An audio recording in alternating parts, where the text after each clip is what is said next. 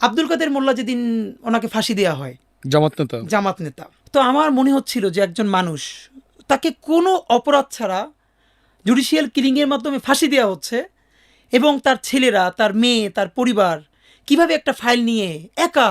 তো পরের দিন ওনাকে যখন ফাঁসি দেওয়া হলো, এবং পরে জানলাম ওনার ঢাকার বাসায়ও হামলা করা হলো, এবং ওনার বাচ্চাদেরকেও সেটা দেখতে দেওয়া হলো না। আমি জানি না ভাইয়া কী হয়েছে আমি আমার বাসায় গড়াগড়ি করে চিৎকার করে কাঁদতেছিলাম। আমি কোনোদিন আব্দুল কাদের মোল্লাকে দেখি নাই, যে আমাদের কোনো বড় নেতা তো দূরের কথা, শিবিরের কোনো বড় মানুষের সাথে আমার কোনোদিন আলাপ হয় নাই, শুধু আমার ডিপার্টমেন্টে যারা করতো তাদের সাথে।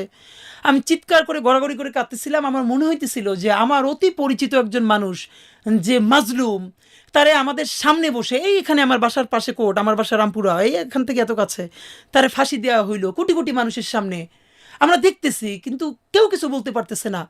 আমি এটা নিতে না পারি, আমার মনে আছে আমি গড়াগড়ি করে শব্দ করে কাঁদতেছিলাম। কিন্তু ভয়াবহ অভিজ্ঞতা হলো, আমার বোনও তখন কাঁদতেছিল, কিন্তু সে এসে আমার মুখ চেপে ধরছে। আমার বোন মুখ চেপে ধরে আমার বলতেছে, সেও কাঁদতেছে নীরবে, যে জোরে চিৎকার করে কাঁদা যাবে না, কারণ আমার বাসার পাশের ফ্ল্যাটে যদি কেউ চিৎকার করে কান্না শোনে, তারা বুঝে ফেলবে যে এই বাসায় মনে হয় শিবিরের কেউ আছে, তখন আমাদের বাসা ছাড়তে হবে, অথবা এই বাসায় আমরা থাকতে পারবো না।